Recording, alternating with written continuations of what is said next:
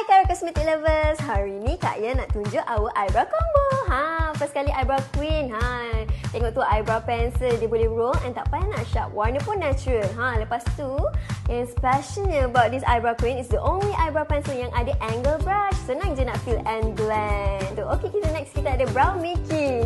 Kita ada 2 eyebrow powder and then kita ada 2 concealer and also 2 brush. Yang angle tu untuk fill eyebrow, yang straight tu pula untuk concealer. Okey, sekarang Carya nak tunjuk swatches pula. Okey, warna yang gelap ni untuk kening bahagian belakang. Yang cerah pula untuk kening bahagian depan. Yang bestnya concealer ni, tengok dia creamy tau. Ada 2 warna juga. So senang nak conceal bulu-bulu kening korang. Tengok tu. Eyebrow combo ni memang best sangat. Jangan lupa dapatkan.